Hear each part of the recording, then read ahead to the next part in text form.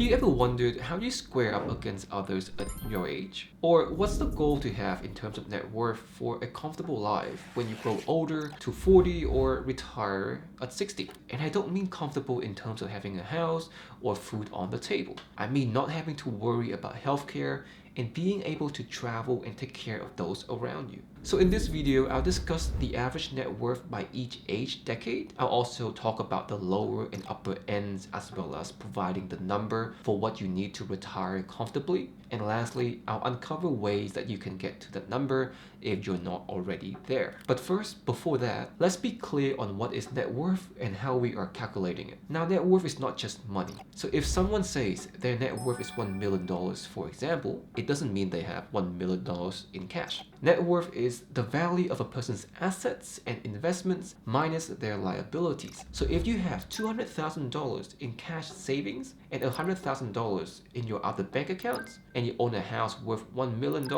with $200,000 in stocks and shares, your total asset worth is $1.5 million. Now let's say on that house you have a mortgage of $800,000.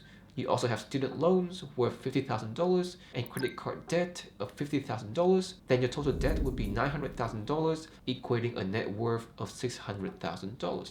And I would say the more money you make, the more important net worth become in comparison to income when assessing your wealth, since eventually the investments in your net worth will start returning you more money in a year than you earn through your job. So therefore, in my opinion, it's important to pay attention to both in your financial freedom journey. Now, before I go on to give you the average and the goals for each age groups, just a quick disclaimer. As always, I am not a financial advisor. Everything I share is just my personal opinion for education and entertainment. Always do your own research before investing. Also, the data I'm using is from the Australian Bureau of Statistics and McCrindle, and while these data sources only give me the averages, I'll provide the net worth of the lower ends and the top ends of 10%, 5%, and 1% based on the age group data.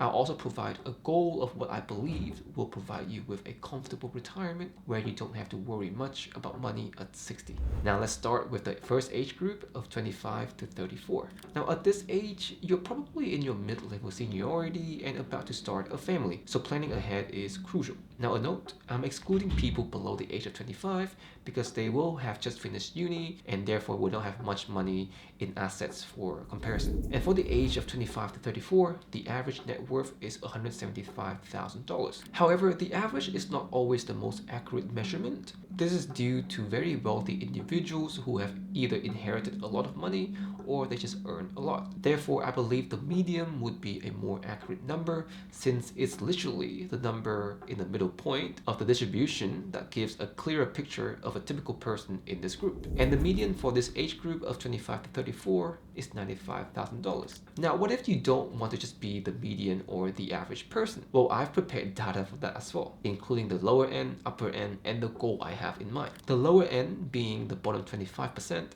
has a net worth of $40,000, while the higher end, being the top 25%, has a net worth of $213,000. Now, if you want to be in the golden tier, which I have developed using my own formula, assuming you're spending around $100,000 a year in the future when you retire, you should have around $306,250 by the age of 34 to retire comfortably at 60.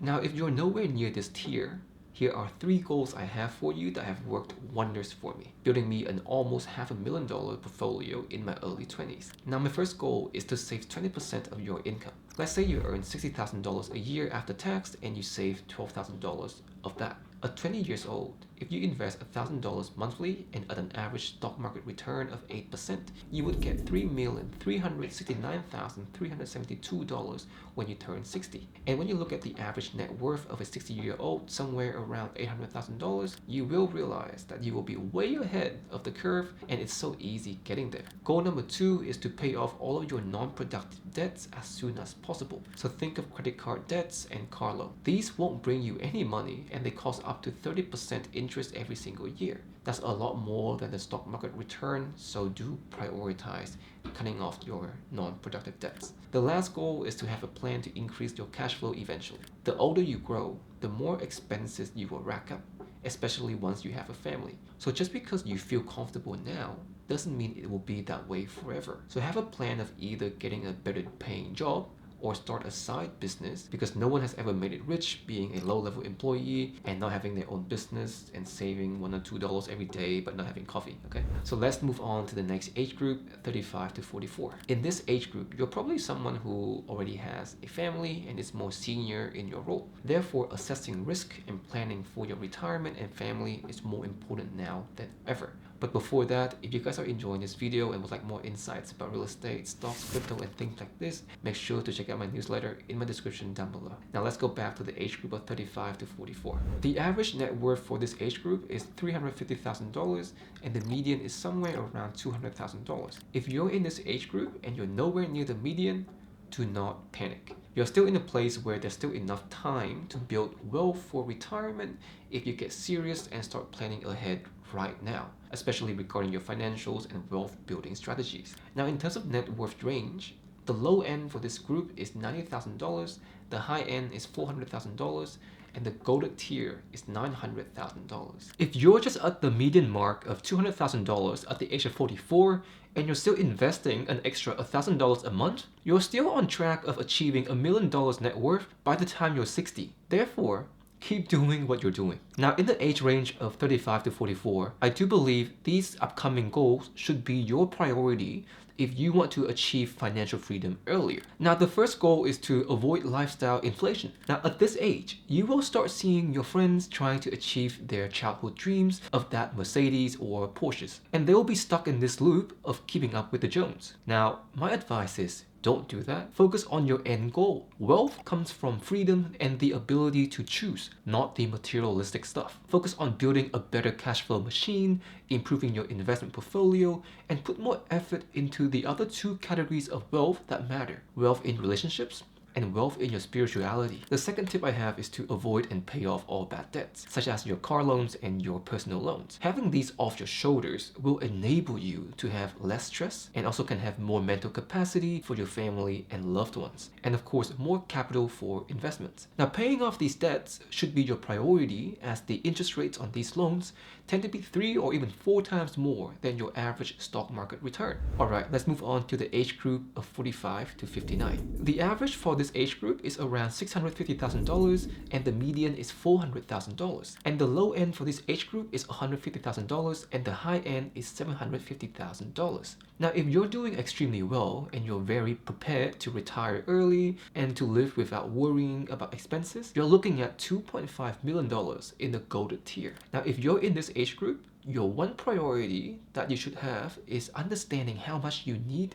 to actually retire. The golden tier I have is for a comfortable retirement where you're spending anywhere around $100,000 a year. Now, for me, this is the amount that I deem enough to be able to travel, take care of those around me, and really have the freedom to be able to do whatever I want, whenever I want. However, if you want more from life, like sending your kids to the best private schools, then you can adjust this number to be higher. Now, this number for retirement that I have is based off the 4% rule, where you're withdrawing 4% from your investment fund every single year to spend. Now, the idea is that your investment is earning you an average of 8% return from the stock market, so the 8% should keep your portfolio sustainably growing while you're spending that 4%.